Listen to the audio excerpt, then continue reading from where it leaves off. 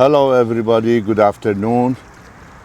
Today I would like to introduce another rare and exotic euphorbia known as Euphorbia cylindrifolia. The name of this particular succulent comes from the shape of the leaves. As you see, the leaves are folding in and is creating some sort of grove, look like a cylinder. So that's why they call this particular Euphorbia cylindrifolia. This is one of the exotic South East Madagascar plant or succulent that generally is two different types, but many people do not recognize the differences between the two. As you see, this particular one has sort of more darker leaves and more thicker, and this particular one is much lighter and more towards darker green color, and they are more skinny. Between these two, this particular variety, which has the same name, generally most of the succulent, when they have a different variety, the different variety has a different name, but in this particular plant, the both varieties are called the same name, but they are two different shape and different color. So they're known as a cylindrifolia. Euphorbia cylindrifolia takes about 8 years to become mature. Why we call it 8 years to become mature? Because it's a member of Codex form. As you see, the Codex, as they get older, they expose and pull out, and then you can always take it out, clean it, wash it, and place it on the top of the soil. It's among the very valuable and expensive plant, especially when it comes to this age, which is approximately about 27 or 8 years old, and has a very beautiful multi branches Codex, and is humongous, and it will provide lots of seed every year, and the seed comes from the flower, which is like a bell shape. There are several different type of Euphorbia, which this is one of them, and another one I showed in another video, episode number 50, which is known as Euphorbia dicriae. This group of the Euphorbias, and another one that I just recently posted, the very last video of mine, known as Euphorbia codeciform, like a pineapple. These groups are very rare and very valuable. This Euphorbia cylindrifolia, loves to be in the sun, so it can handle good amount of sun with a nice watering every week. But you have to be very cautious that in the winter time they do not like to be in the rain, and they don't want to be watered too much.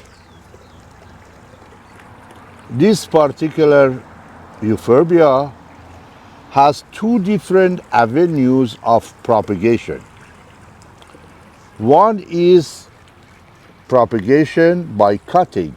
as you see, you cut one of the branches like this, as you see right here. You cut it, and then you let it dry with a piece of cotton or napkin, and then you use the root hormone and place it in the little bit of a moist soil.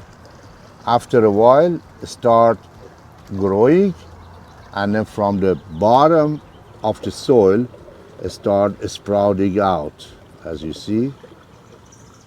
This is the very common and easy way to propagate it for the people who are not very professional and do not know how to propagate by the seed, or probably they don't know how to pollinate the flowers to get a seed. But the second way of doing this propagation is by seed. This is a seed propagation, and I will let you know what is the differences between these two. As you see, when you propagate it by the seed, the plant start developing the Codex underneath of the soil and is pulling out. So you can always take it out and display it like this, which is a very beautiful natural bonsai.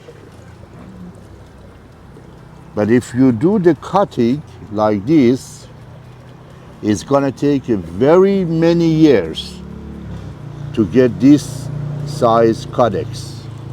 So in another word, if I want this to become like that, I have to be patient for many years. I cannot specifically tell you how many years. It all depends on watering and fertilization and a climate and environment that is in. But generally, one develops the Codex immediately, as you see it here, and you see it on this particular one, which is that rare variety ones, is this one, which I got it from seed. And this particular two that is cutting. And this one is another cutting. It's gonna take a long time.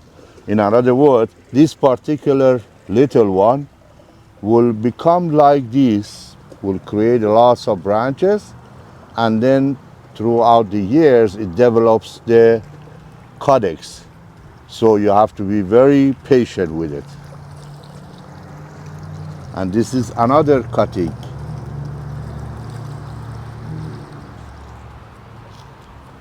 And this is another Codexiform. As you see, it has almost as big as probably, I say, about 2.5 inch Codex, which is pretty good size Codex. Euphorbia cylindrifolia is very easy to work with, is very sturdy. It has a beautiful orangish color bell-shaped flower, a pair of flowers next to each other. I'm gonna point it out to you that you see is right here. And the pollination of this, you need a very fine brush to get into this hole and then bring the pollen and plant it into different plants. So always you must have a couple of them that you do exchange the pollen from one to another. The best time to water is usually in the morning. So do not water this plant at night because the temperature may drop. or do not water it during the hot hours of the day because it's pretty hot. So in the morning, especially early in the morning, is very good. As I have said, this is one of the group of the Euphorbia that it will slowly grow but surely. In other words, if you have one or two of them, you can develop so many plants out of them during the time. This particular variety, as I have showed you, is a little bit more rare and hard to find. And look at this. Now is the season for them to flower, and I already have pollinated them with a brush. In other words, I already brought the pollen from these to other ones, so I exchanged the pollen, and hopefully we're gonna get a good amount of seed out of it. I always try to present a very good and high quality succulent and give you enough information. And I always appreciate your comment, because just about an hour ago, 2 hours ago, I have posted a video regarding a Codex form known as a Euphorbia pineapple cactus. I got so many private comments that the people really enjoyed it. I'm sure this is going to be in another piece of the plant that you get the best enjoyment out of it. If you have any question about it, please leave me a comment. I appreciate very much your time. If you like this video, please hit the like button and subscribe to my channel and share my channel with others. And let me be encouraged to create more time and produce more videos for you. I assure you that if you stay with me, I'm going to give you a very good collection of the succulent in the next few years, that you get the best out of the succulent and cacti family's knowledge. Again, don't forget to hit the button and subscribe to my channel, and I appreciate your time, and thank you very much.